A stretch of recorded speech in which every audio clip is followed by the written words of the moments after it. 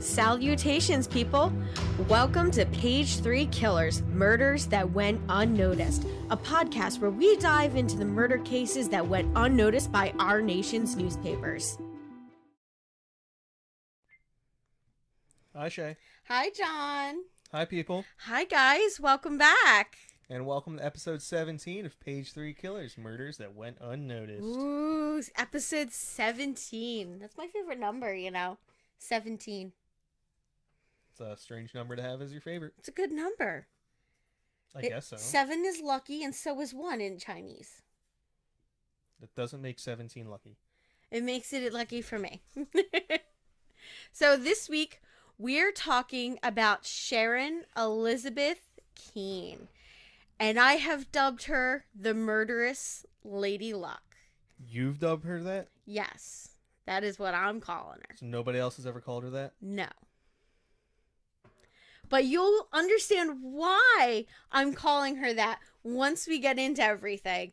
This is a story filled with love, murder, intrigue, all my favorite things. Continue. Well, I don't want to get too far into the story because I want there to be some surprises for you as we go on. Okay. So we're going to roll into the news right now. So there was a lot of stuff that happened in 1960. It was a big year news-wise, just a lot going on. So we had the Winter Olympics in California at that time in February.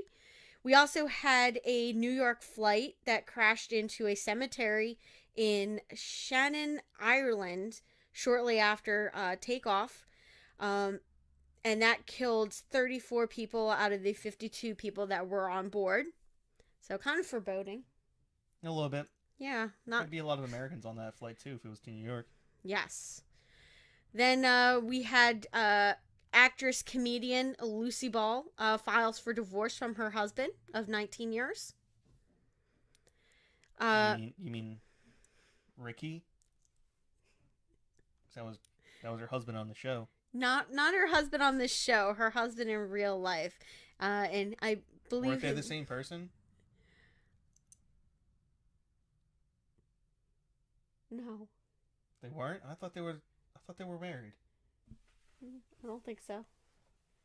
I think he was the actor that played opposite of her. Her husband's name is Des Arnaz. It's DESIARNAZ.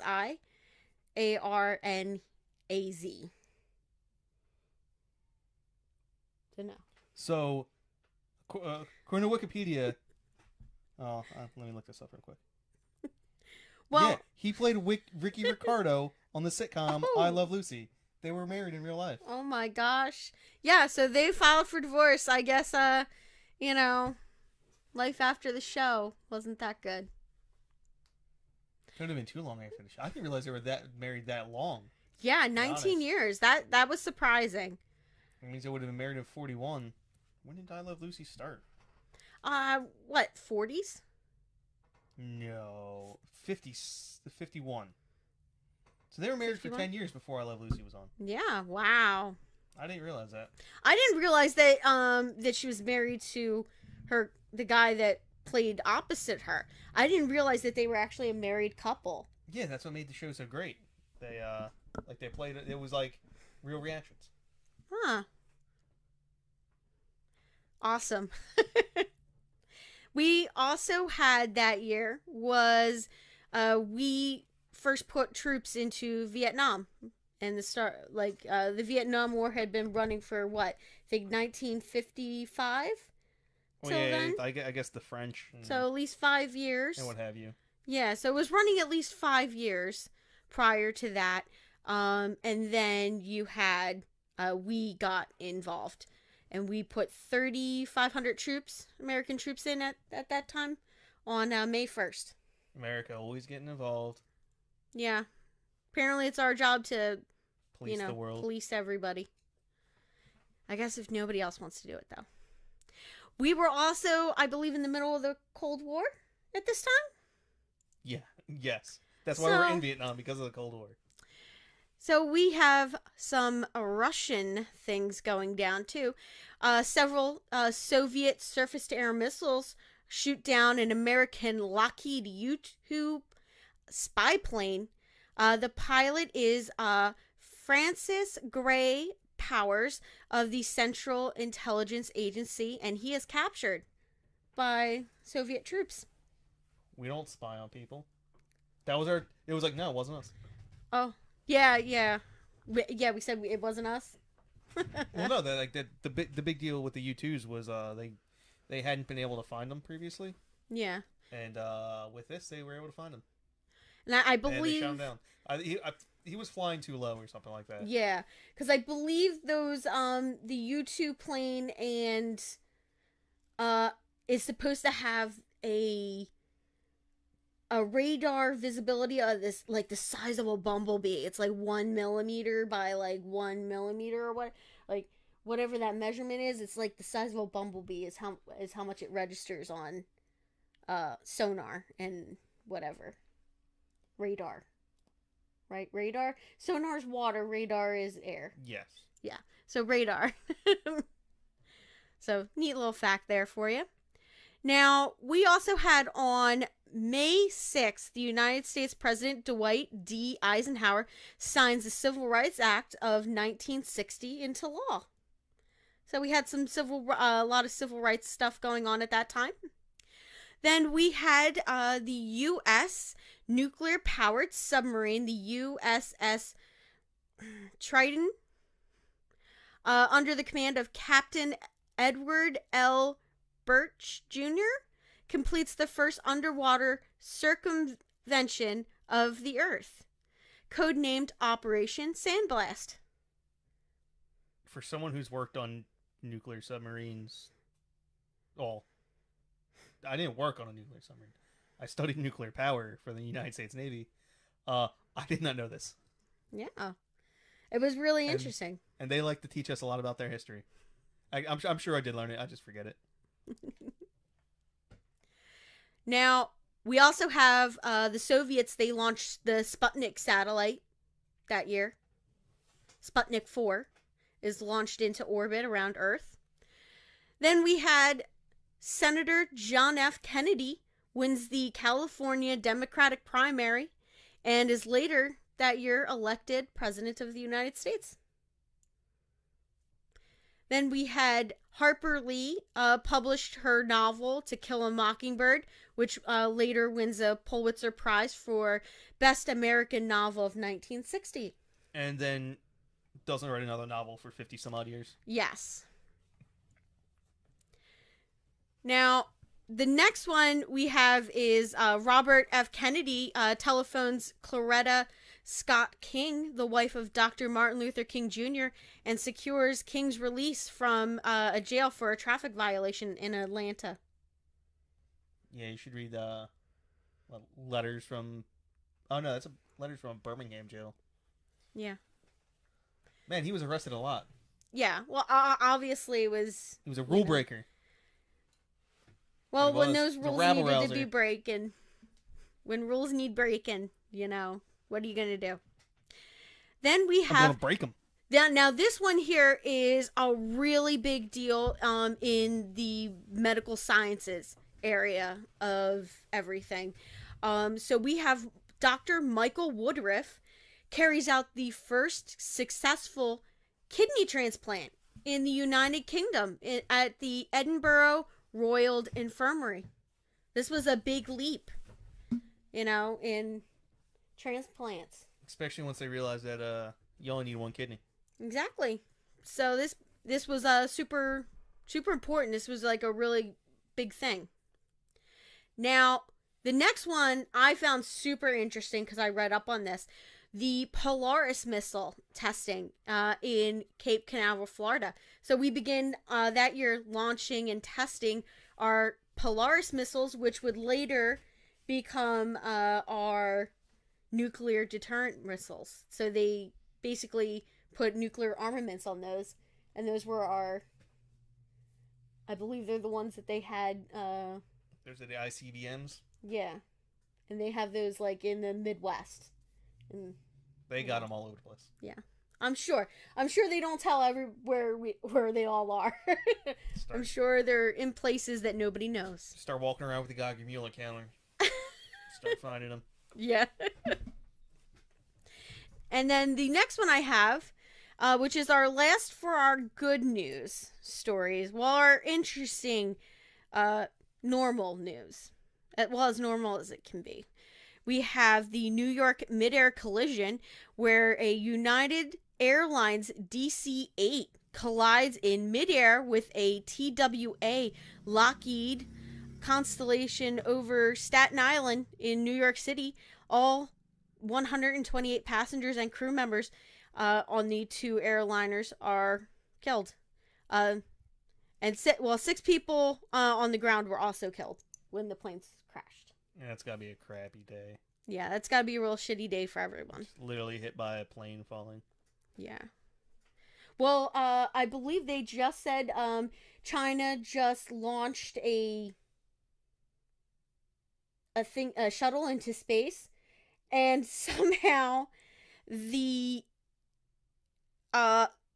launch gear did not detach from it, so there's an 8-story hunk of metal that's going to eventually come back down to Earth between New York and, like, Argentina some point in the next 2 weeks. So that's They us. don't know where it's going to strike. It could, like, it was like that whole band. Basically the middle, like, and they're like, could be anywhere within that zone. So if you live there, you might just want to look up every once in a while and just make sure nothing's coming down on you. You're going to be able to avoid it. Yeah. Exactly. And they're like, oh, it's going to be falling at, like, such a rate that you'll probably see it and then it crushes you. So, who knows? Now, we're going to get into our seedy side, which is my favorite side. Like, I find some of these regular news stories interesting, but these ones here are my favorite. Now, we had, did you know, Adolf Coors III, the chairman of the board of Coors Brewing Company, was kidnapped that year and Yes, ransomed for $500,000, and he was later found murdered, and his son was indicted for the crime. Yes, I did know that. That's insane. I didn't know that.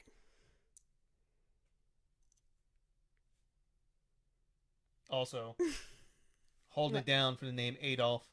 Yeah. Although he was probably... He probably got picked on a lot in school.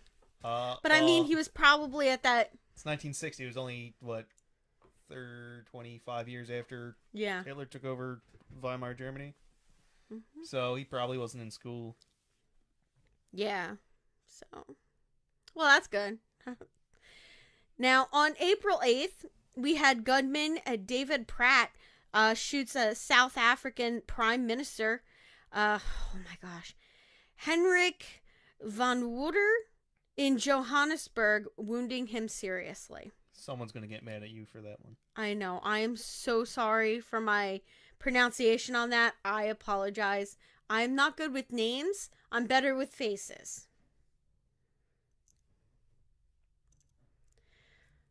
Now, in Buenos Aires, 4 Mossad agents abduct fugitive Nazi war criminal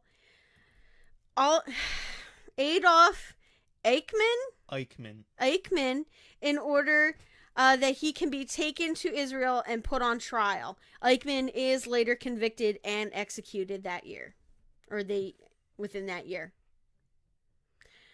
And then go out on a limb and say that trial wasn't fair. Yeah. Not that he wasn't guilty as hell and shouldn't have been executed. Well, I'm just going to go out on a limb and say that having a trial for the person who killed 6 million Jews in Israel is not fair. Like, and I would not sympathize with a dirtbag like that, but at the same time, I feel like it is a breach of a country's sovereign like a breach of their power that you can just go into their country and kidnap somebody. That's just what Israel will do, though. That's what Mossad do. It's like I don't think it's their right. hallmark. It's not like you're just being an asshole to be an asshole at that point. No, go watch the movie Munich. I think I'm gonna have to watch that. It's one of my favorite movies. It's like there was a bunch of terrorists went and shot up a bunch of Jews at the 1972 Olympics. Oh yeah, we talked about that. And then Israel was like, "Yeah, no, go fuck yourself." And they hunted them all down and killed them all. Huh. It was what's her name made that decision? I can never remember her name. The Israeli Prime Minister, really famous. I'll remember it randomly 20 minutes from now. Yeah. And then our last news story is the Lake Bodom murders occurs in Finland. Major. No. Huh? I'm just thinking out loud now. He's trying to remember that name. And that is a pretty interesting case. I've only heard a little bit on it. So that's something, a case that I might want to look into. But that was like big news. So that might be a mini and not a full episode. Now we are going to get into our case. And like I said, we are talking about Sharon Keane. This woman is so lucky. Like, once we get into this, you're gonna be like, how did she get so lucky? Right there. Like, how? Alright. So, she was born in Independence, Missouri, and her unmarried name was Sharon Elizabeth Hall. And she was born on November 30th, 1939, to parents Eugene and Doris Hall. When she was in high school, Keane's parents moved them to Washington State, but by the time she turned 15, they had moved back closer to family, back to Independence, Missouri. Now, this is a woman who spent her entire life trying to get out of Missouri. She did not want to be in Independence, Missouri. She wanted to be in a city. And this is like a small town. So she didn't want to be there.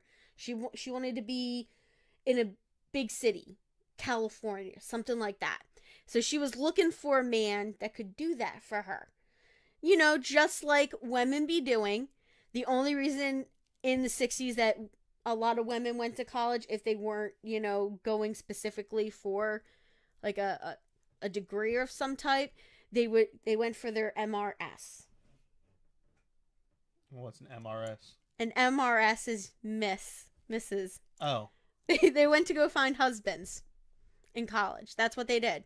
So they got their MRS. All the single ladies. All the single... Who put a ring on it. So in the summer of 1956, at the age of 16, she meets a 22-year-old college student named James Keane at a church function. You know, like everybody be doing in Missouri. Or pretty much any small town. You meet them at church. But this isn't just any church. It's the Church of the Latter-day Saints. Yeah. Yeah. You know them. And James, was attending Brigham Young University.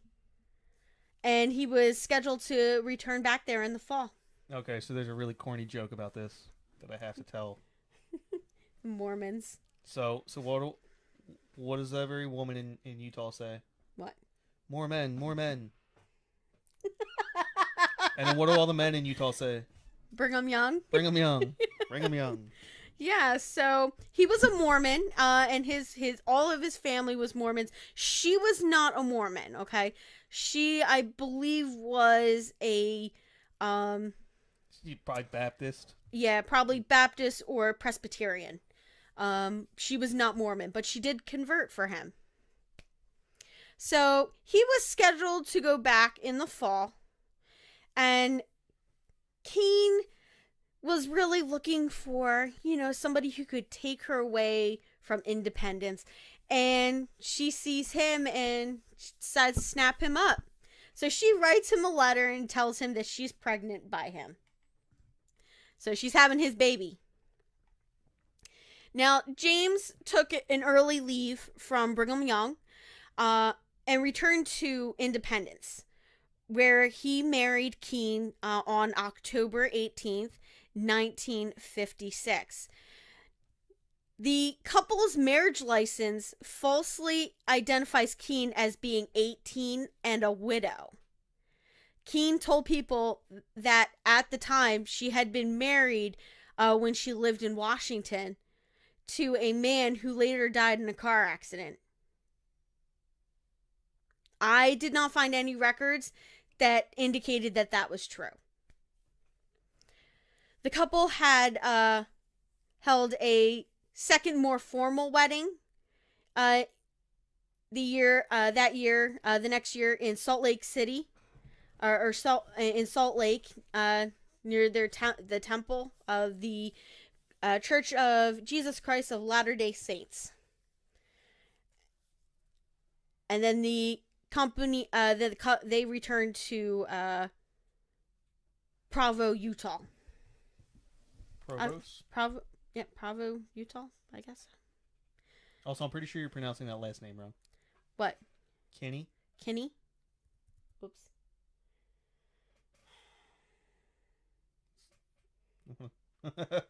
I fixed it early enough.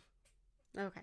Kinney is how it's pronounced, apparently. I'm pretty sure it's Kinney. I told you I'm terrible with pronouncing names. It's really bad. Now, James did return to his studies at Brigham Young, but he ended up putting them on hold again at the end of the fall semester. He couldn't just handle that with a baby and all that. So the Kennys returned to Independence, where they both took up jobs. Sharon babysat and tended shops, and James worked as an electrical engineer at Bendix Aviation. Right? Yeah, sure. Bendix Aviation? Bendix. Yeah. So he had a decent job. That's not bad. What? Bendix. How did I know you were going to make that joke? Because I've already made the Brigham Young joke. That's true. Appears to be going to be a running theme throughout this one. Yeah. Now, Sharon claims that at this time that she had a miscarriage.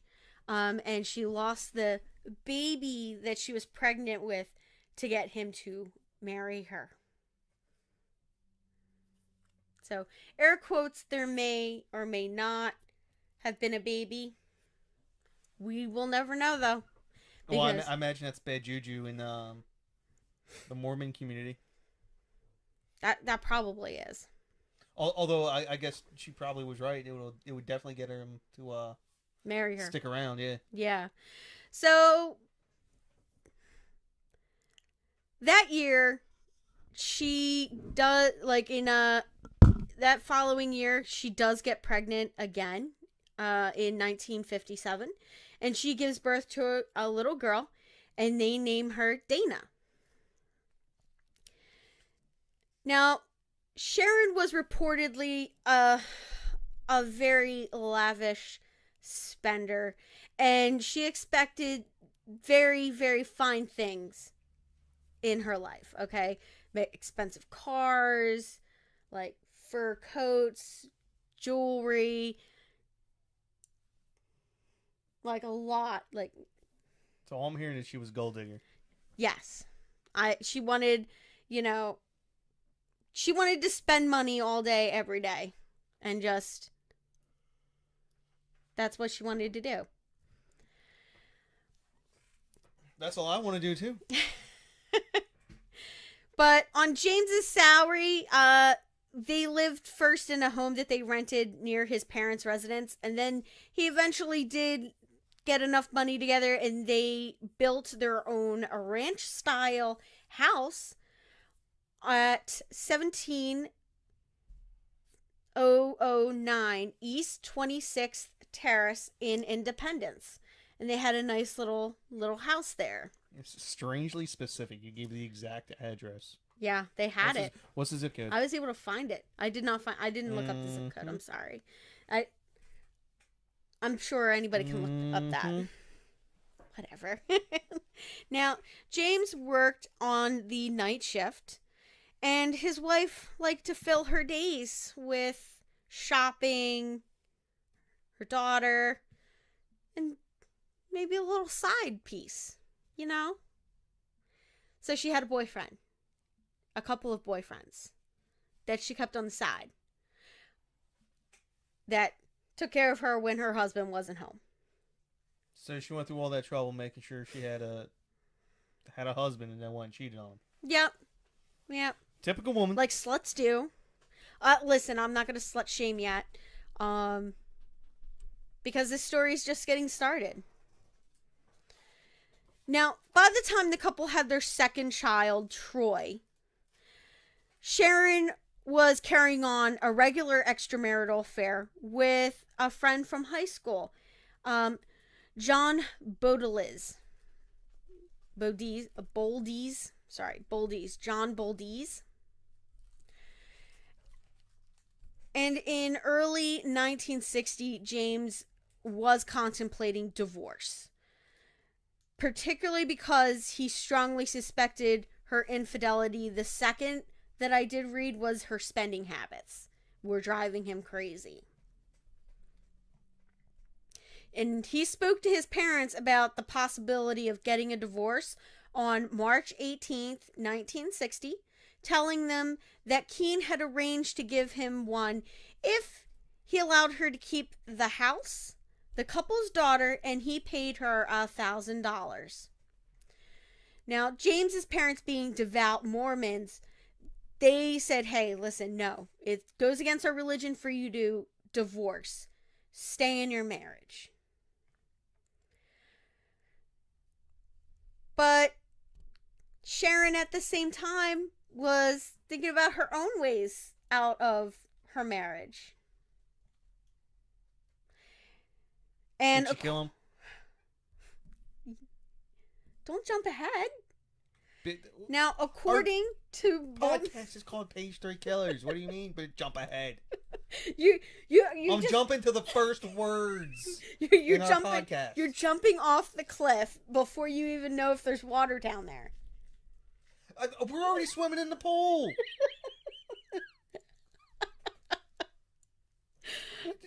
Page 3 Killers. Oh, I wonder if someone dies this episode. Okay, yes, she kills the husband. Okay, let me continue on. You could have just said, I'll tell you in a minute.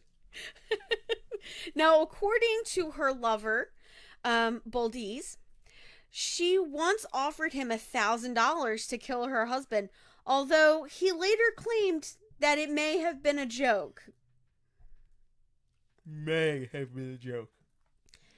Yes. May. Now, just a day after he talked to his parents about getting a divorce, on March 19th, 1960, Sharon's husband, James Keane, or James Kinney, or Kinna, was found shot in the head with the couple's 2-year-old daughter playing nearby. According to Sharon, around 5:30 p.m., she heard a gunshot from the direction of the bedroom in which James was sleeping. She entered the room and found Dana, their 2.5-year-old daughter, on the bed next to her father, and Dana was holding one of James's guns, a high standard .22 target pistol, and James was bleeding from an apparent gunshot wound to the back of his head. Sharon called the police, but James was dead by the time the ambulance arrived. And he died before he made it to the hospital. Police were unable to recover any fingerprints from the well-oiled grip of the pistol. Officers did not perform a gunshot residue test because at the time, that test required hot paraffin wax to be poured over your hands or your hands dipped in it, and they didn't want to subject Sharon and little Dana to that because they thought it was just wasn't a couldn't have been her. Wasn't a right thing to do. A woman would never do that. I know. So Sharon claimed that the child, who often was allowed to play with James's guns, had accidentally shot him, and police were initially unable to disprove her story. Multiple people, including friends and family and neighbors, told police that James had often allowed Dana to play with his unloaded guns, obviously. So, of course, the detective at this time, he doesn't believe it. He thinks that that's just too weird. Like, how is this little tiny child supposed to lift this gun and pull the trigger? He didn't think it was possible. So they devised a way to test it. They took an unloaded gun and they put it on the table and they told her she could play with it. She picks it up, pushes the safety mechanism down, and pulls the trigger. Yeah, it's not that hard. It's not. And they said, like, she had toy guns that had a harder trigger to pull than an actual pistol. It was a .22 target pistol. Probably yeah. The trigger on it was probably only a couple of pounds. Exactly, which she was completely strong enough to do. So they were like, oh, well, maybe she could have done it. So the detective chalks it up to that. And says, okay, I guess the story's plausible. It works. Well, I mean, didn't he have, like, gun residue on the back of his head or something? Like, I know you said they didn't test them, but... Well... Yeah. But then you would have known, like, the daughter's not going to accidentally get within a couple of inches of his head by accident. Well, she was playing on the bed right next to him. I guess so. So, I mean, she's 2.5. So, you can't really question a 2.5-year-old. They're not able to... You can't interrogate them because they don't make any sense. 2.5-year-olds don't have a large vocabulary. You know? Start waterboarding them. Start talking real quick. You can't torture a 2.5-year-old. You're just not going to get anywhere. No. So, with no evidence to the contrary, investigators rule it as an accidental death. The pistol that killed James was taken into police custody and never returned to Sharon, despite her efforts to reclaim it. So, she did petition the police department to give her back the gun. She wanted it back. They would just give it back to her, to be honest. Yeah, but they were like, no, we're not going to, it's evidence, we're not going to give it back to you. But it's evidence of what? A non-crime? Yeah. I don't know. Maybe the gun was in her husband's name and they didn't want to release it to her because, Not in 1960 Missouri. Yeah. So later, though, a male friend secretly buys her a .22 caliber automatic pistol because she couldn't get the one back from the police. And she wanted to have something to make her feel safe because now she doesn't have a husband at home to protect her and her daughter and her son. So she feels like she needs something, to protect herself. So his male friend, being nice, he goes and buys it for her. Now, when the friend took Sharon, the registered gun, he registered it in her name. And she said, no. I need you go back and re-register under somebody else's name, not my name. Now, with the investigation into her husband's death closed and James buried, his wife collects on his insurance policy, which was $29,000 in 1960. That would have been the equivalent of $230,000 today. It's not even all that much money. I mean, that's not enough to murder somebody, I don't feel. Well, how about you take out a $250,000 life insurance policy and find out? What? Would you really kill me for $500,000? Take out the insurance policy. There's only one way to find out. You know, watch me get a fake insurance policy for like $10 and tell him it's for like $500,000, and then he finds out that he only gets like $100 when I die. Good luck with that one. Okay. So, in essence, she got away with a murder. She got away with one murder so far, right? Are you saying she got away with more murders? Oh, I'm saying yes. Now, we're about to talk about Patricia Jones. Now, Patricia, but you're going to ask yourself, why are we talking about Patricia Jones? Probably because she got killed? Yes. But that's not all. So, she is the wife of one of Sharon's lovers. And she's in the way. So, now, Patricia Jones was born Patricia Clements, and she was one of 6 children born to Mr. and Mrs. Elmer Clements of St. Joseph, Missouri. After graduating from Bennett High School, she married Walter T. Jones Jr., her high school sweetheart. Walter enlisted in the Marine Corps shortly after their marriage, and the couple relocated to the West Coast while Walter served. After his discharge from the military, the couple returned to Missouri and settled in Independence with their 2 children. By 1960, almost 5 years into their marriage, Jones was working as a file clerk, and her husband sold cars at the local lot. And let's just say he would come home very late. I mean, what time does a lot close usually? This time? I think we were selling cars till about 8 o'clock when I was selling cars. Yeah. He wasn't coming home until like maybe 9. 12, 1 o'clock in the morning. And he said, paperwork. It's paperwork. You have to do the final paperwork. I don't know. Back in the day when there's no computers. Yeah. Well, no. He was going to see his lady friend, Sharon Keane.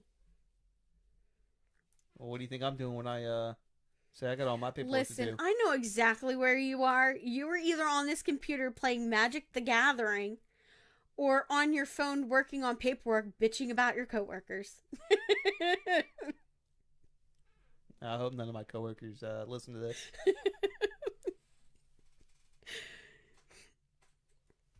So, despite his marriage and children, he had a wandering eye.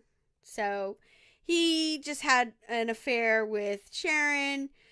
And on April 18th, Walter met Sharon when she bought a Ford Thunderbird from his dealership, using some of the insurance payout from her husband's death. That's nice. Yeah, treat yourself to a Thunderbird. Ooh. Back when Thunderbirds were actually nice cars, yeah. Yeah. And shortly after that, the two began their short affair. Now, Sharon viewed Walter as a prospect. Hello, Mr. Motorcycle. Yeah. Now, Sharon viewed Walter as... She viewed him as a prospect for a second husband. But he was uninterested in leaving his wife, Patricia, despite the rockiness of their relationship. So he didn't want to divorce her. He was like, no, I'm going to stay married. You're just going to stay my girlfriend. You know, my friends with benefits kind of thing. He didn't want to marry her. He was just like, nope, I'm already married. I'm not divorcing my wife and picking up with you. Now, when Walter declines her invitation to go on a trip with her to Washington in May, Sharon goes with her brother instead. And after the couple reunites on May 25th, shortly after Sharon returned from Washington State, their relationship was quickly set on the rocks when she tried to play the same card she played with James. She tells Walter that she's pregnant and that he's the father of her baby. Now, Walter, instead of responding with what she expects him to say, which is, I guess I'm going to divorce Patricia and marry you now because you're pregnant, he says it's not his baby. He's like, nope, I don't believe you. Don't contact me anymore. So he just breaks off with her. And he says, go away. I'm not dealing with you. So, according to Keane, Sharon, on the afternoon of May 26th, she contacted Patricia at her office and told her that Walter was having an affair with her sister. So, Sharon meets up with Patricia that evening to discuss the matter in further detail, and says that she, before dropping her off near her home, Patricia's home. So she says that she called over, scheduled for them to, have a little sit down to talk about lying, cheating husbands, and then she drops Shannon off at home. She dropped Patricia back off at home. Now, Patricia never made it to her home that evening, according to her husband. So Walter filed a missing persons report with the police the next day and began calling people he thought might have seen his wife. He got a lead when a friend of his wife's, who carpooled with her to work every day, told him that Patricia had received a phone call the day before from an unnamed woman who wanted to meet with her. So Patricia asked the carpool driver to drop her off on a street corner in Independence, which he did. And the occupants of the carpool had seen a woman waiting for Patricia in another car, but did not recognize the woman.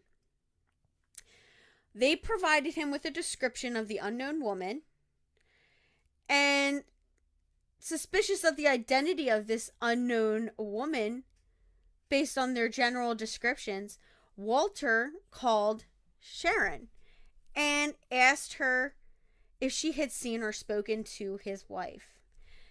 Now, Sharon says that, yeah, she saw her and that she talked to Patricia that day, that she met her to tell her about Walter's affair.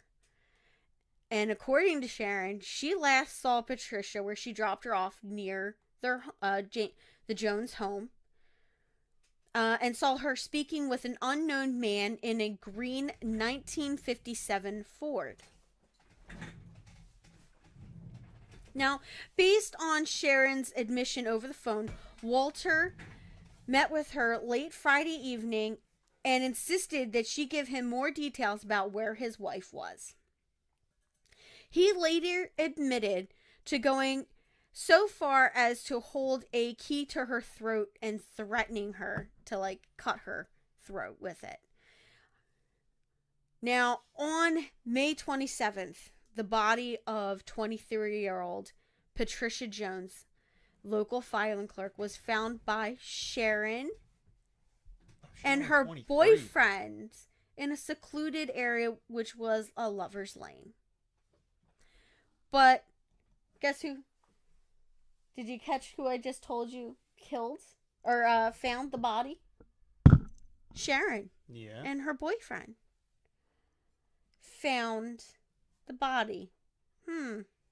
Shortly before midnight, within hours of her conversation with Walter, Sharon and her boyfriend, Baldiz, found the body of, at the time they said, a woman in a secluded area approximately 1 mile outside of Independence. Now, according to Baldiz, he had been the one to suggest searching the area in which they encountered the body. It was a spot to which they had gone to often before on dates. And the body was dressed in a black sweater and yellow skirt and was soon identified by police as Patricia Jones. She had been shot 4 times by a .22 caliber pistol. Our lady's favorite weapon of choice. Now, although the fatal wound was shot to Patricia's head, it entered her mouth on a upward trajectory.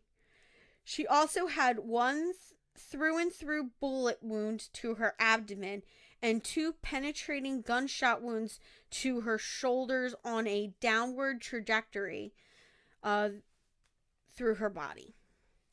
Powder burns on the hemline of her skirt suggest that it had been raised up to her waist, indicating that the gun had been fired from close range at least once. Now, initial reports and investigations placed Patricia's time of death at approximately 9 p.m. on May 27th. Now, the investigation started almost immediately. So the investigators automatically pull in Sharon, Walter, and Baldiz because this is just, it's too weird. They find out that she is dating this guy Baldiz, and she's also had an affair with Walter. So they're just like, this is like really too many links to each other. It's all too coincidental. Yes, coincidental. Thank you, babe. Now, all 3 were questioned on May 28th. Walter and Baldiz both gave written statements admitting that they had dated Sharon, and both agreed to lie detector tests. Like idiots. Like, I mean, don't ever do a lie detector. I mean, it is inadmissible in court, but anyway. Now, Sharon, she's really smart, okay? So she agrees to give them an oral statement, but she declines to sign a written one or take a lie detector. She says, no, I'm not going to do that.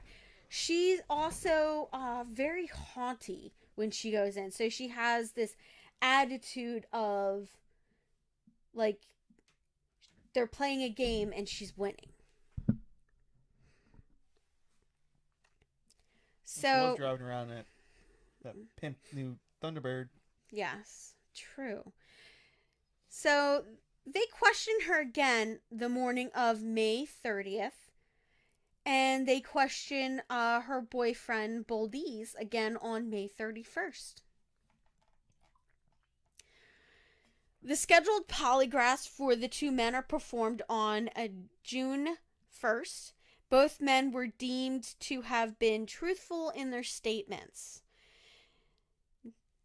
Sharon's brother, Eugene, was also questioned on May 31st, but declined to answer questions. So they interviewed him, but he didn't answer anything. He just said no comment, no comment. He's the smartest one of all. Yeah. He just said, no, I'm not going to talk to you. Now, while the police are questioning potential suspects and witnesses, other investigators on the case are focusing on processing the crime scene and all that evidence. Now, repeated attempts were made to find the murder weapon and the bullet that had passed through Patricia's body, including the sifting. So they started sifting dirt at the crime scene, searching for the bullets. And they even had a local Boy Scout troop come out and search for the gun. Is that like a merit badge? Gun finding? Yeah, gun finding in the Boy Scouts? What merit badge would you get for that? Civic duty? I don't know. But yeah, so they had a local Boy Scout troop come out and try to look for the gun, which they were unsuccessful in finding. A .22 caliber rifle slug was eventually found buried in the ground where Patricia's body had been found, which provided evidence that at least some of her wounds had been sustained at the place where her body was found. Although investigators went so far as to drag the bottom of a nearby body of water, the gun that had shot Patricia, assumed to be a .22 caliber pistol, was never found. Now, buildings near where the body had been located were also searched for blood and gunshot evidence, in accordance with the police's theory that Patricia had been attacked elsewhere and then transported outdoors. A white powdery substance found in Patricia's hair was initially believed to be trace evidence of some other crime scene area, an idea which fueled their search for a nearby building, but was later deemed to be just fly eggs. Keane was... Wait. So she had a bunch of fly eggs in her hair? Yeah. Did she wash it? Well, I mean, she was laying there for a day. Dead. Oh, okay. Yeah, so she was there for 24 hours. She was killed on the 27th, and they found her on the 28th. Okay. So she was there for 24 hours. So they didn't realize that they were fly eggs until they started to hatch, I guess. That's my best guess. So Sharon was arrested at her home for the murder at around 11 p.m. on May 31st, the same night as Patricia Jones's funeral. The same day, the Jackson County Sheriff requested the prosecutor consider a second charge of murder for the death of her husband, James. Oh, they're onto her. Maybe. Now, Sharon's lawyers, his name was Alex Peebles, and Martha Spencer, or Martha Sperry Hickman. Hickman filed a writ of habeas corpus with the court the next morning, and the hearing that afternoon resulted in her release on a $20,000 bond, while she waited a preliminary hearing originally scheduled for June 16th. Now, just think, that's like $180,000. Yeah. It's a big old bond. That is. Now, police were able to rule out that the .22 caliber pistol that had killed James was the same weapon as the one that killed Patricia. So they were two different guns. The gun was still in possession by the sheriff's office, obviously, because they did not release that to Sharon. Or she's being framed and the sheriff's department did it. Ooh. Maybe... I don't see Patricia being the one to step out on her husband with an affair with a police officer, but in some, like, nouveau novel, possibly. I don't even think you have to stretch that far. It's the government. That's true. Now, a man who worked with Sharon admitted to have secretly purchasing her a .22 caliber pistol at the beginning of May, and he told that to police. The police were unable to locate the gun in question when they searched Sharon's house. They did find an empty box that had once held the gun. Now, she claimed to investigators that she lost the gun on her trip to Washington State. They stated simply that, and she stated simply that the gun disappeared. She doesn't have it anymore. Walter was taken into custody on June 2nd as a material witness in the case and was freed the same day on a $2,000 bond. So they thought that him and his lover offed his wife, you know? So the initial autopsy performed on Patricia was criticized by police and prosecutors who felt that the recovery of bullets and the testing of stomach contents should have been done. So basically what happened was the body was released by the coroner, and it ended up going to a funeral home, and they started embalming the body before any evidence was taken off of it. But why? Snafu. Or my favorite theory was that Sharon was having an affair with somebody at the coroner's office. And said, and he accidentally sent the body out. So the coroner, Dr. Hugh Owens, who performed the autopsy, argued that he had recovered one of the presumed 3 bullets present in the body, and that because the body had been prepared by an undertaker prior to an autopsy, the chemical tests on stomach contents would have been useless. Now, Owens did add, when asked, that he had not seen any food apparent in her stomach at the autopsy. And Patricia's body was exhumed on June 17th in order to collect the remaining bullets and the contents of her stomach to complete that autopsy. And they took a tissue sample of her stomach.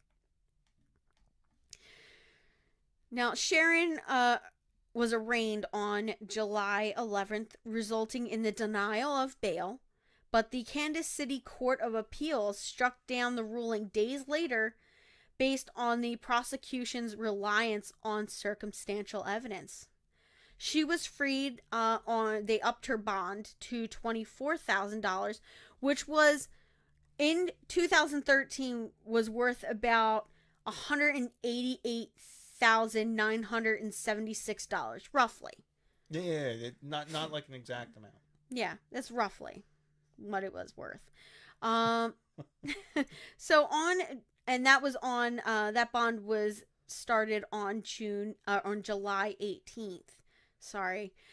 After a delay in her trial's due date start, because she was pregnant, like heavily pregnant, she gave birth to a baby girl who she named Marla Christine on January 16th of 1961. So whose baby was that? Who knows? My guess is it was Walter's, that she did get pregnant by him. Oh my god, what just happened? I have no idea. Some computer error happened, and we are flash forwarding 2 weeks. I don't have hair. I have less of a beard. I have a different shirt on. I have different makeup. Not wearing jewelry. Somehow you ended up with the same shirt on. Yeah, like... Anyway, let's actually explain to the listeners what just happened. Okay, so we had a little technical issue. error issue with recording, and we lost the second half of the episode that we recorded 2 weeks ago. Stuff didn't save. Yes. So now we are bringing to you the second half of Sharon Keane, the Murderous Lady Luck. All right. It's been 2 weeks. I have no idea what we were talking about, but we have a script-ish. Yeah. So when we left off last time, you know, Was she in Mexico yet? No, I just spoiled it for everyone. No, continue. No, I have to edit that out. Thanks. No, you don't. No, it's a joke. It was a joke. Okay.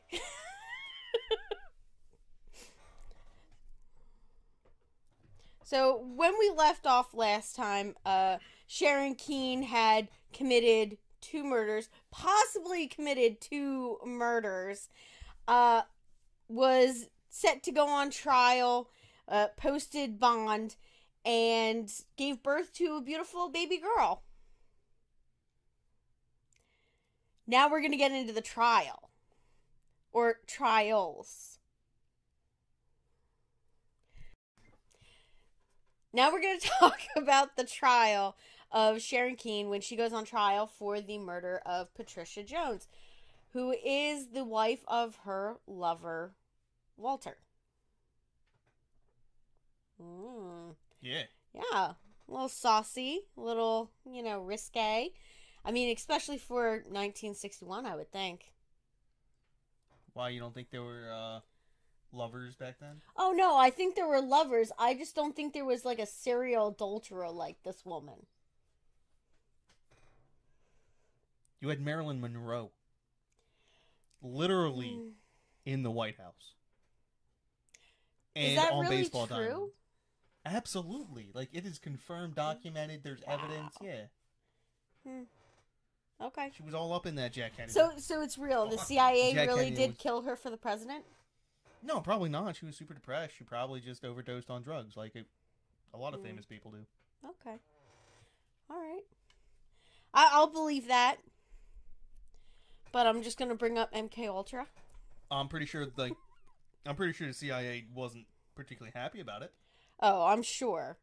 It was probably a huge issue for everybody involved. The Secret Service is probably super pissed too. Yeah, could you just imagine him sneaking her in to visit him? That's crazy. Secret Service would have to be in on it. Yes. Okay, so Sharon goes on trial in mid-June of 1961. An all-male jury is selected in their voir dire. Is that correct? I'm pronouncing that right? Voir dire or voir dire? Yes, correct. So they select an all-male jury, and she was actually happy about this, so she could get her little, flirt on with the jury members and hopefully sway their opinion of her. Start batting them eyes? Yes. I mean, she was a very beautiful woman. So, goes as far as you can get with that, Can probably get a lot. Right, so, again, certainly 1961. So, the trial gets underway. They have their opening arguments. And as the trial starts going, they start presenting the evidence.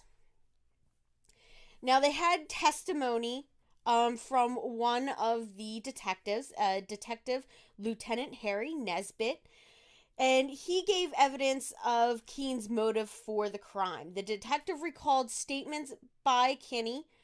Sorry, I keep pronouncing her name as Keane. It's Kenny. So he recalled a statement that she made that she was afraid Walter was drifting away from her, and despite the financial support that she could offer him. So she was losing his affection, and, she tried to, say she was pregnant, but she wasn't really pregnant, or, like with her previous husband, trying to get him to leave his wife. So they had all of that. Now, the prosecution was unable to firmly establish that she owned a weapon of that caliber, even though a co-worker of hers named Roy Trush said that he sold a pistol to one of her co-workers, and that pistol had been given to her, and it was the same caliber weapon as the weapon that murdered Patricia. No, I know I got confused about this in our lost archives. Yes.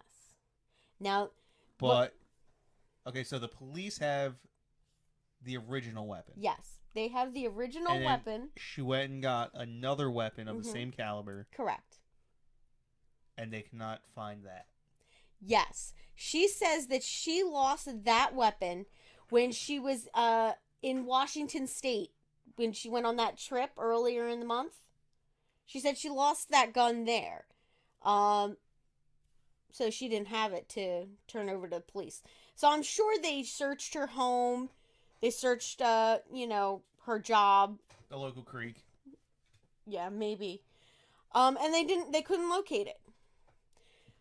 So the next thing that they did was the guy that sold the gun to the co-worker of Sharon's said, "Oh, well, I was over by the airport, and I fired that gun into a tree." And so the prosecution's like, "Yes, get a detective and some officers over there right now. Go chop that tree down. We need the tree." So they go out, they cut this tree down, and there are bullet holes in the tree. So they start cutting into the tree to get to the bullet holes. Problem is, they bisect the bullet with the saw, damaging it and making it inadmissible in court. They shouldn't have done that. Yes, they shouldn't have done that. They should have removed it a much better way than how they decided. So, like, the way that it was described was that they cut this tree stump thing, and they, like, started to cut it like this, like a pizza? Yeah. And it was a terrible idea. So they damaged the bullet. They can't use it in court. They try to, but it fails miserably. It gets thrown out. Now, the prosecution finishes up by June 21st. They call a total of 27 witnesses in total that offer various statements as to, Sharon's personality, the crime, just, days leading up to the murder and after. Now, her defense only takes 2 days and only called 14 witnesses. They did not call Sharon, though. She did not testify on her own behalf. Yeah, basically you never testified. Which is smart. And I'm about to tell you why this is so smart of her. Now, she has played the cops so well with the murder of her husband and Patricia. She's given no actual written statements. They didn't have recorded statements at this time. Like, I don't think that they did. I think they had to ask you if they could record. They couldn't just record you. Probably not. Yeah. Well, they don't have a recording with her. The recording was so big you couldn't hide it, so you would know if someone was recording you. Yeah, so they don't have, like I was saying, they do not have a recorded statement from her. They do not have a signed statement from her. She refused to write one out. So she literally told them nothing. Nothing. So there's no statement on her end with the police. So they don't even have half of the story, let alone all of it. Now, when this goes to the jury, they take in all of this evidence that has been presented, and they issue out the only response that they can. They dismiss it. Oh, just not guilty? Yeah, not guilty. Now, they said that there was too many loopholes. left in the prosecution's case, so they acquitted her of Patricia Jones's murder. Reasonable doubt. Yes. They didn't have a murder weapon. And I think also at the same time they were like, could a woman really kill another woman? I mean, yes, we know it's true. Is this the first time in history a woman's ever killed another woman? No, but I think, like, back, like, in their minds, they were just like, she's such a pretty little thing, like, how, I don't think she could do it. I mean, she had an all-male jury. This woman just drew all the cards. All the luck. Like, 4 aces right on top. Or what would be the best, poker hand? Royal flush? Yeah, she drew a royal flush on this one. So they dismiss it, and they can't retry her for it because double jeopardy. But she still has to go on trial for her husband. But before we talk about that, I did have one other thing that I wanted to mention. One of the jurors, came up to her after the trial was done and said, "Sharon, can I get your autograph?"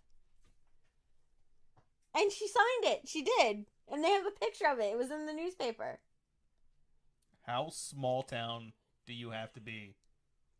Really really small town. I think when I looked it up, there was 2,000 residents. No, this is Independence, Missouri, correct? Yeah.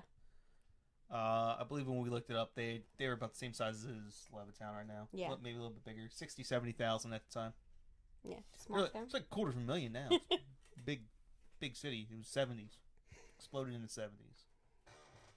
So, before she could leave court, she's arrested. She returns to the jail to await the trial for her husband's murder that they reopened. That's awkward. You get acquitted and you're just escorted back to jail. Yeah. So now we're going to talk about the first trial in the death of her husband. And yes, I say first as in there's more than one. So she Way to ruin it for everyone. Guess Sorry, what? guys. She's not guilty this first one. Or, whatever. Hung jury, whatever. Seriously, John? Continue. I'm about to sock you in the face. Well, we're not a murder mystery show. We just talk about murder. So her jury selection for her husband's murder starts on January 8th of 1962. And the prosecutor notes that he did not intend to pursue the death penalty in this case. Because he was thinking that he would be more likely to get a guilty conviction if he did not have the death penalty on the table. It's true. That's correct. Yeah. A lot of people find it hard to find somebody guilty when death penalty is on the table. Because you don't want to feel responsible for somebody else's. For them being executed. And then you find out later that they didn't do it. Yeah.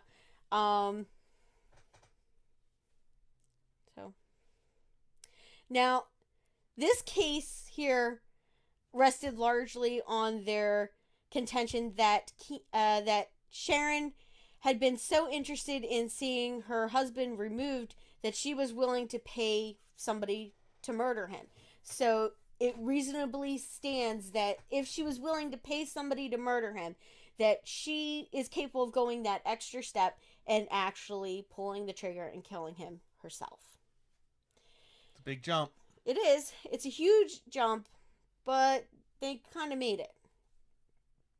And this was supported by the testimony of her one-time lover, Boldees, that guy that she found Patricia's body with.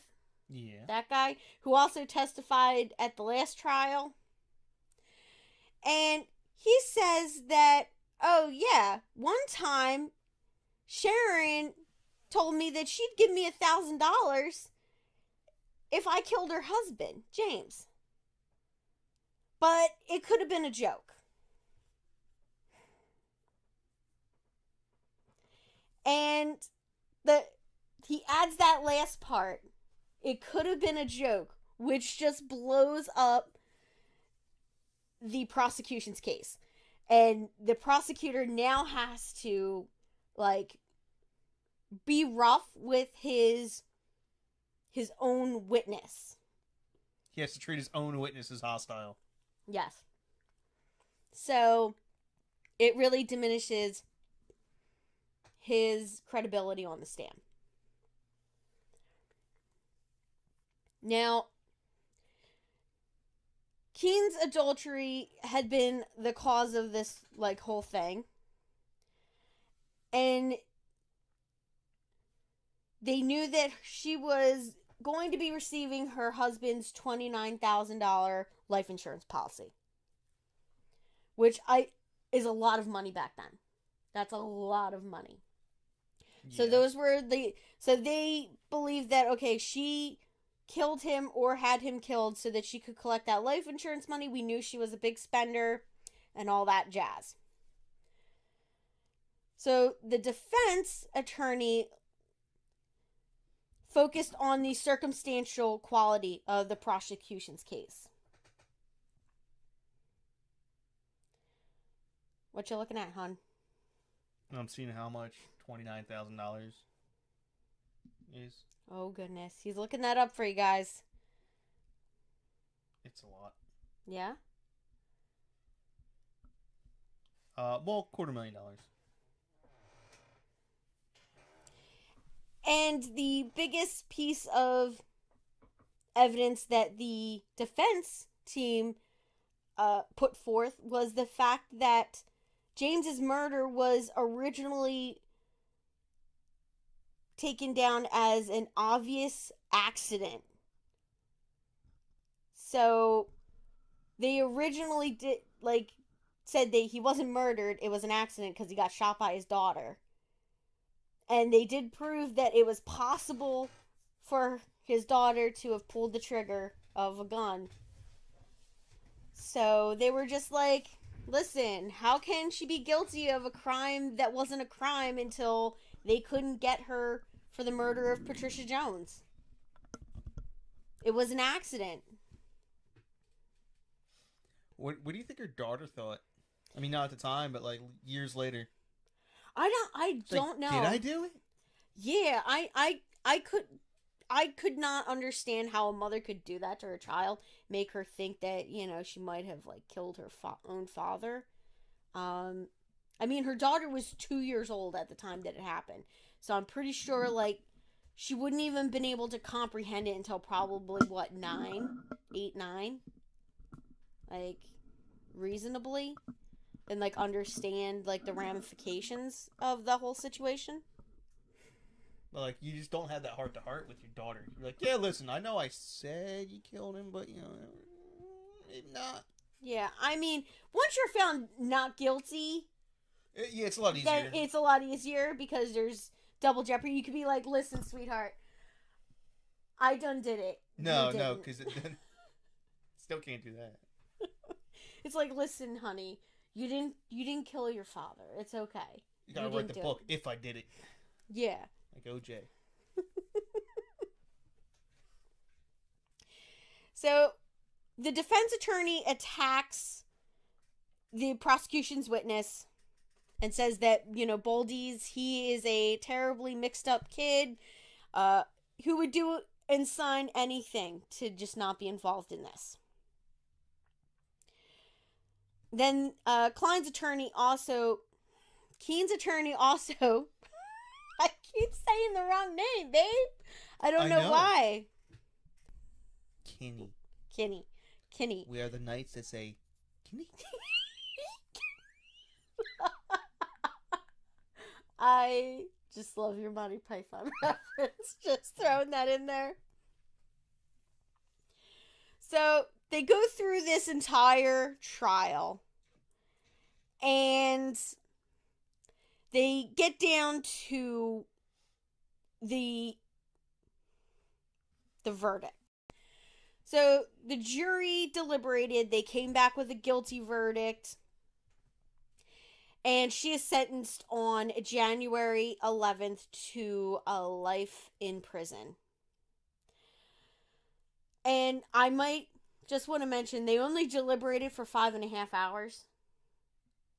And they didn't even take all of the votes on that. The second trial for her husband's murder, and that is set to begin on March 23rd, 1964. The jury selection went underway.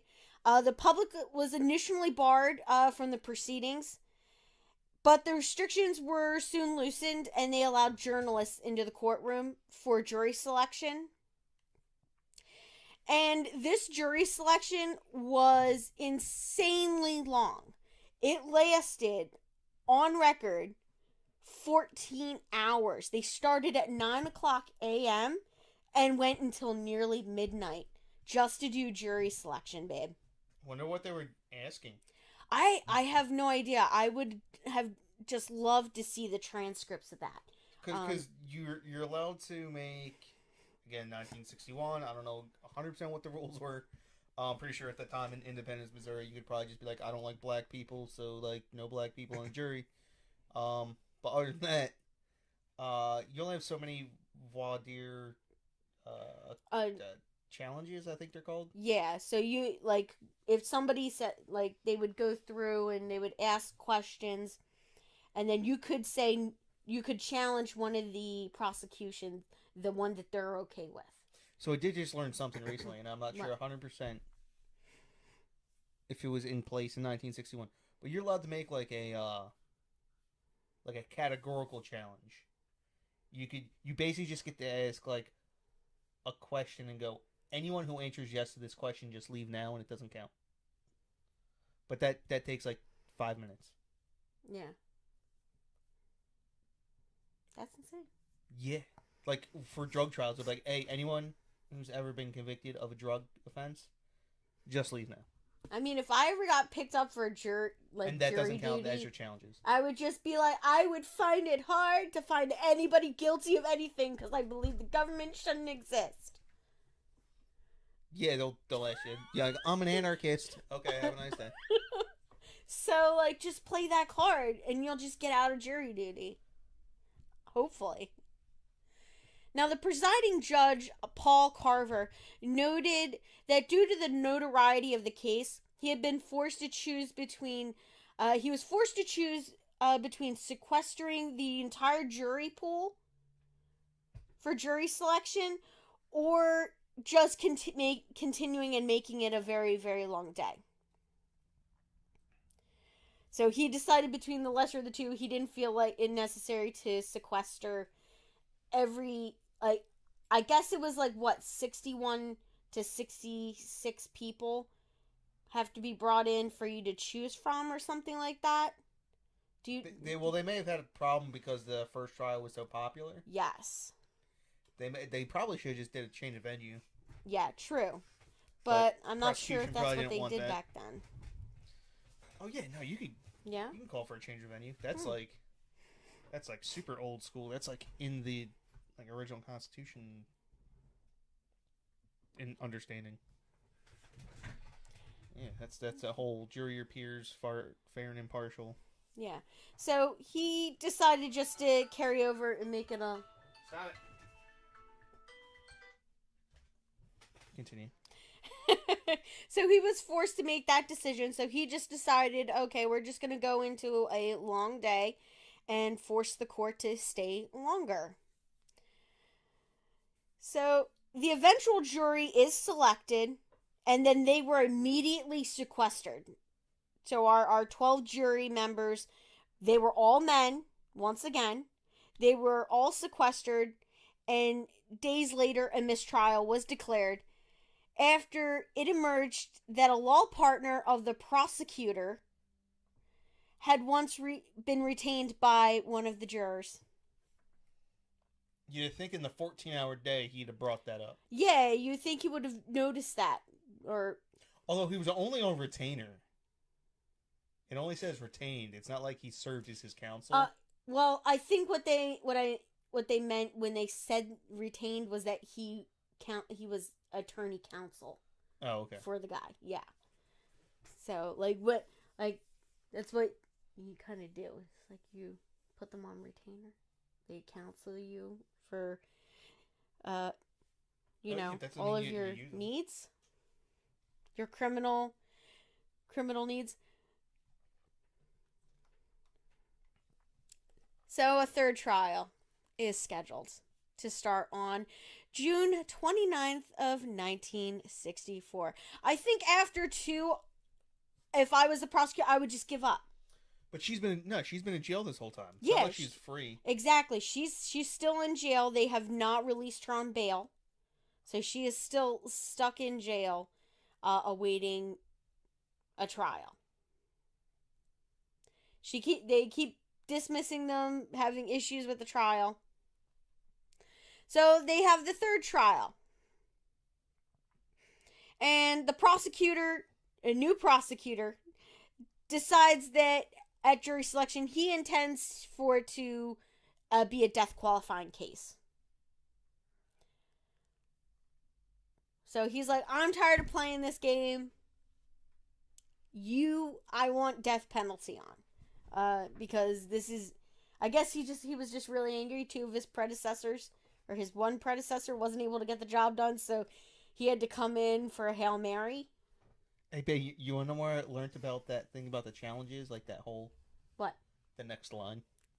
The peremptory challenges. That's what they're called. Oh, there we go. Yeah. So, he basically decides, we're going to do a death penalty qualifying jury. And that is a process in which the prosecutor preemptory challenges any juror who automatically opposes the death penalty. And the jury selection once again took more than 12 hours in one day. Yeah, so basically he did that thing that you were just talking about where he was like, yes, anybody who is against death penalty, please raise their hand. Get the fuck out. I'm 100% positive that's a direct quote. The direct quote, you think he said, get the direct quote. And then everyone looks at the judge and goes, Judge, can you do that? And goes, you heard the man? Yeah. Fuck out of my courtroom. Yeah. Now, Boldes does give testimony again, and he remains contradictory in his statement that he believed Kenny was joking about the $1,000 offer to kill her husband. He maintains that it was a joke. And then he adds at the time that after James's death, that Sharon had asked Boldes not to tell the authorities about her statement that she'd made, that joke that she made about killing her husband. But they also have a new witness. So they call a new witness, which was a female acquaintance of Sharon's.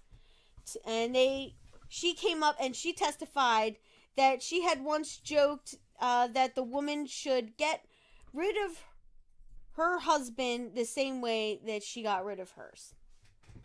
Yeah, but that's... Yeah, it's kind of like catty girl bullshit right there.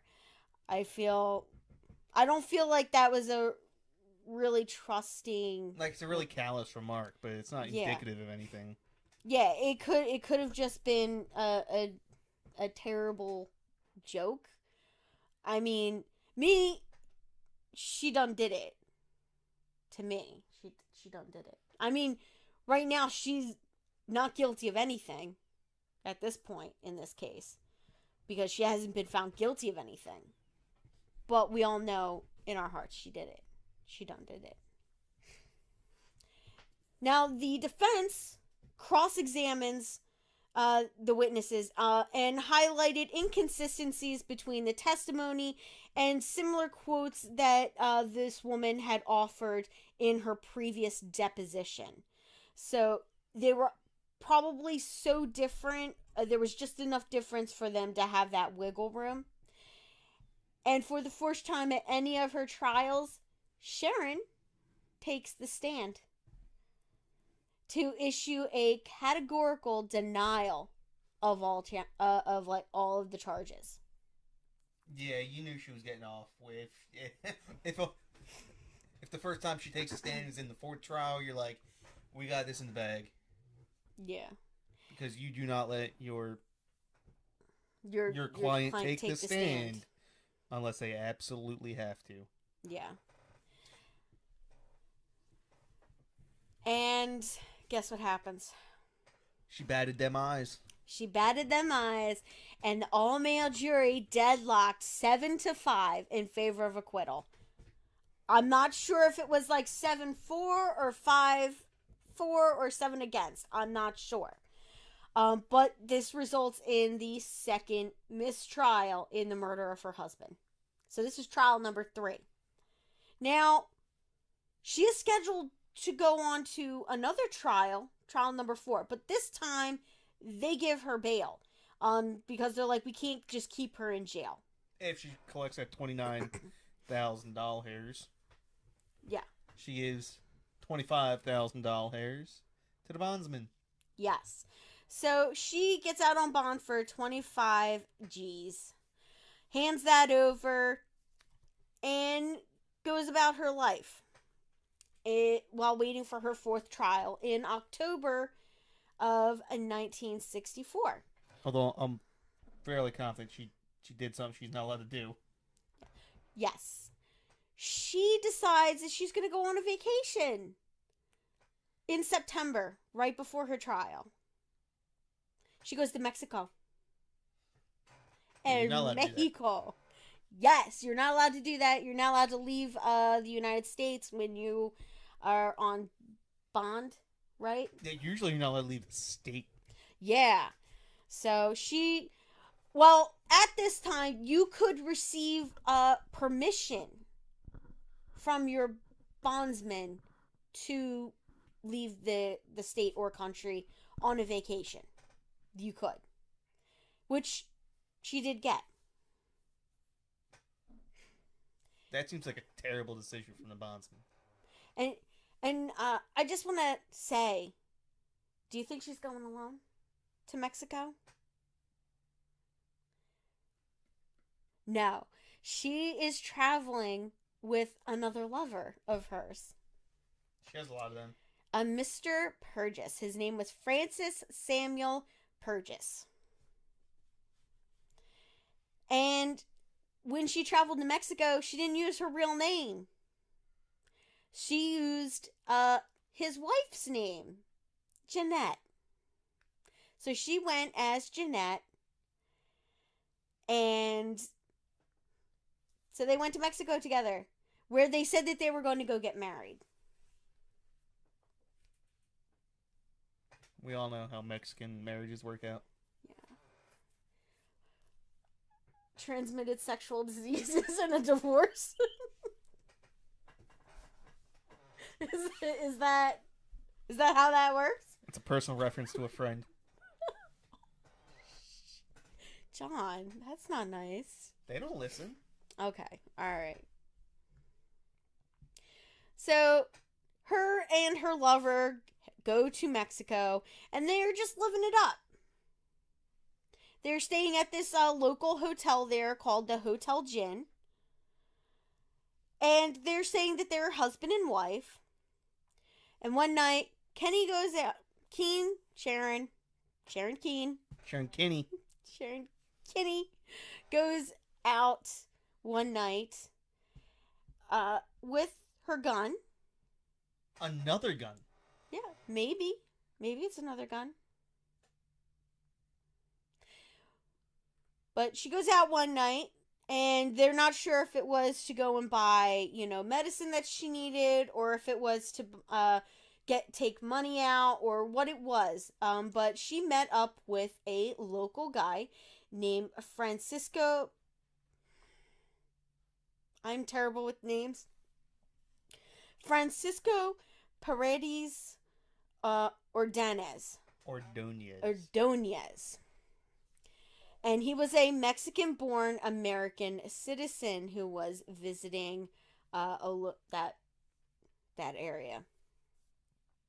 And they met at a bar, and she accompanied him back to his hotel room. And according to Sharon's account, she went to see Ordonez. I'm just going to call him Francisco.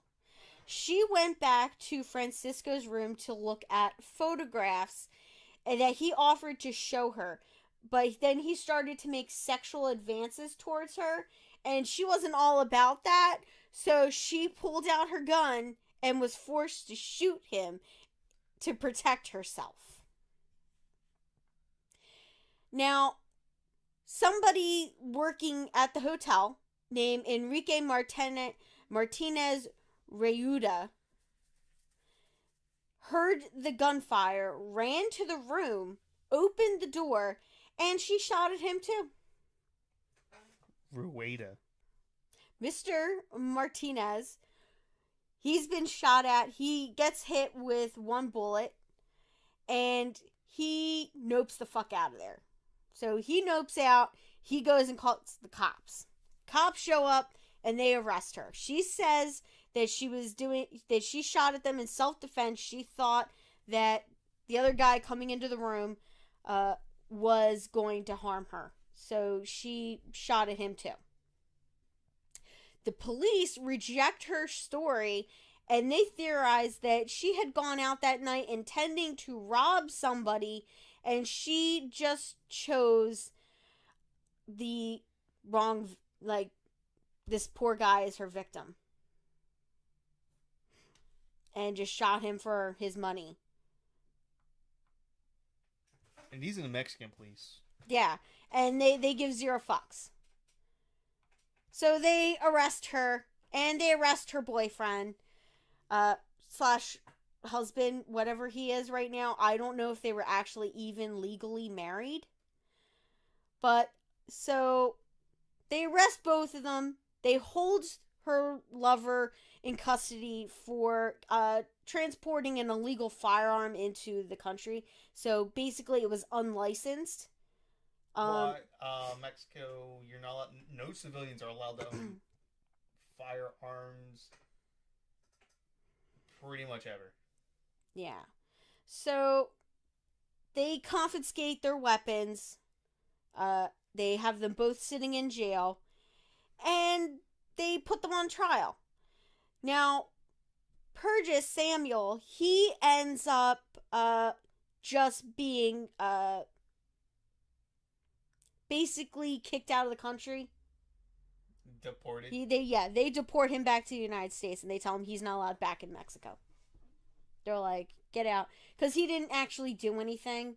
So they were just like, okay, listen, sure, you had an illegal firearm. We're gonna, dock you for time served. You are not allowed back in our country. They should build a wall.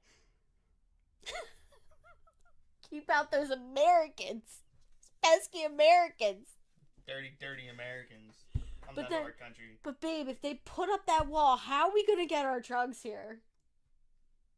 I don't know, but we'll make America pay for it too.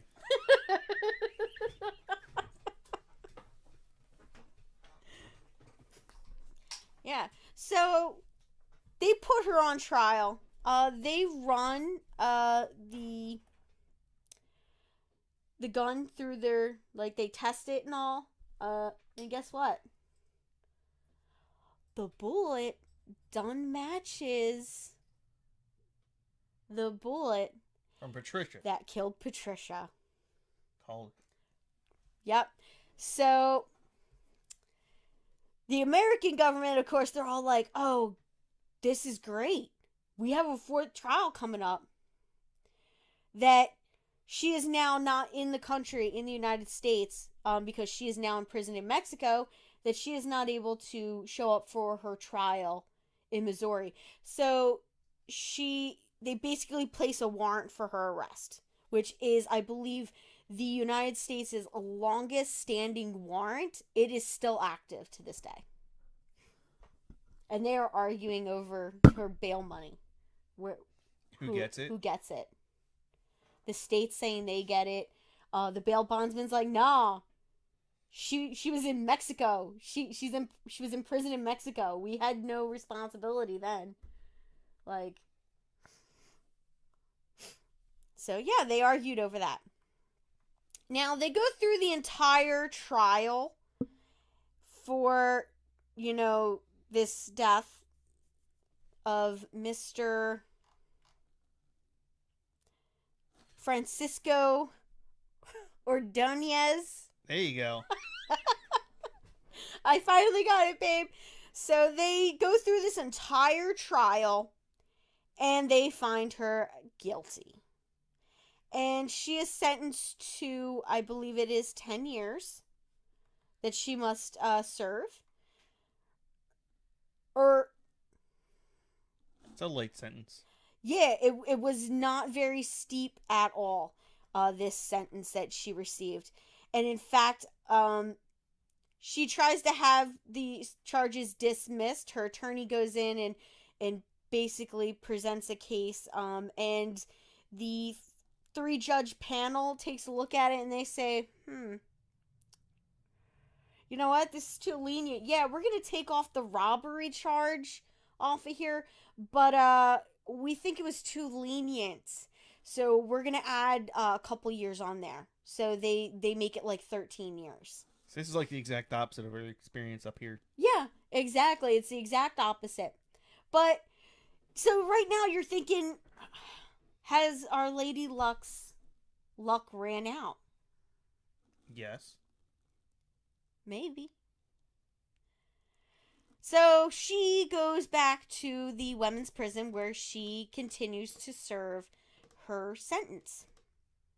And she gets kind of close with people there. She learns Spanish. She's just day in, day out. So on December 7th of 1996, Sharon Keane, just say Sharon. Sharon is not present for the 5 p.m. roll call. And then she misses another check-in roll call later on that evening. And they search the prison. She's not in it. So now they have a manhunt in Mexico. And they start searching for her. So they believe she escaped from the prison. They're not sure how she did it. They notify the FBI that she has escaped the prison. And they're just like, well, what do you want us to do about it?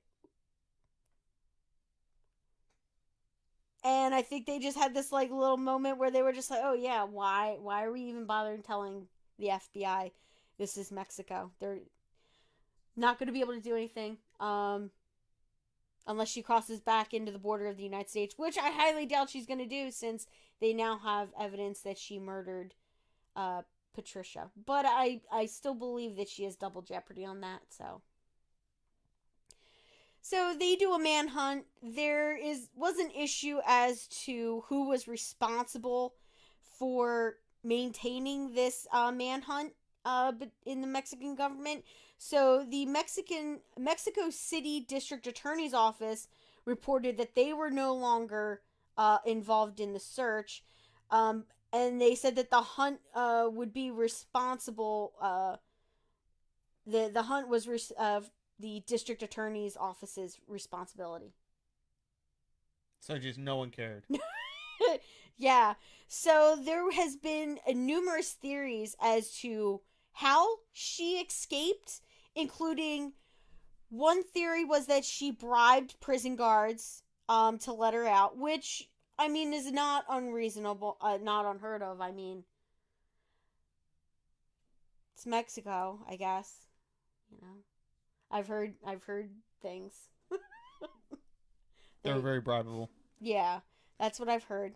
That's how they get paid. Yeah.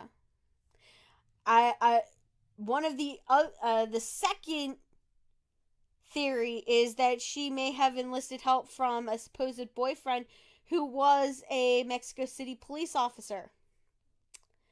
The third was that her mother was involved in helping her escape.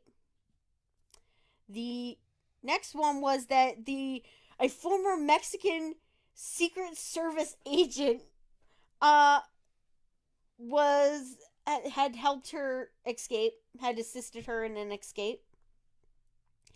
They also believed that she may have disguised herself as a man and snuck out because it was a women's prison. I like this last one. The last one, which is plausible. I'm not sure how plausible, but I find it to be more plausible than most of the ones above, except for bribing the prison guard. I think that's a fairly likely possible one. But this one here was just, it's so cartel. Like, I feel like this is something a cartel would do. Yeah. So the big theory is that the Ordonez family helped her escape and then killed her. They murdered her for murdering their son. I like that one. Or nephew or brother. Yeah, so that's John's favorite one. So, I mean, right now, nobody really knows what happened to her because she has never been found since. They do believe that if she did escape the prison, that she could have headed south into the rest of South America, into like Guatemala, and she's like, and then it's pretty reasonable because she did learn how to speak Spanish. She was fairly fluent in Spanish at this time after a few years of being in prison there, and that she could get a long way with what what language she did have. Now, despite vowing to keep their investigation open, the authorities did end their hunt for her in December of 1968, and they just ran out of leads to follow. So they're like, we don't know what happened to her. She escaped. She's gone. So, and if she is alive or was alive, she was on the run for like 50 years. Like, just an estimate. She was like 20 something to 30 something when she. Well, she was 20. She was in her mid 20s in 1961. Yeah. That was 60 years ago. I'll put her in her mid 80s. Yeah, so she could still be alive. Yeah, theoretically, and just be like living it up on some South American beach. Just chilling in Brazil. Damn. Yeah, so that is Sharon Keane, the murderous Lady Luck. As you can tell, I feel like she got away with it. I think that she escaped prison. I think she made it into Guatemala, and that she is just like living it up. She was living it up on some beach somewhere, just laughing her ass off. That just picking up more dudes. Yeah. And when I heard about this case, they really portrayed it as just somebody who got insanely lucky in every draw of like trials and everything. That it just seemed like an interesting case, and I hope you guys enjoyed it as much as I did. So what do you want to do, John? You want to close this out? Yeah. Would you guys remember to like, share, subscribe? Check us out on Patreon and Facebook. We also have our email posted as well. So drop us a line. Let us know how we're doing. And as always, stay sexy and don't get murdered.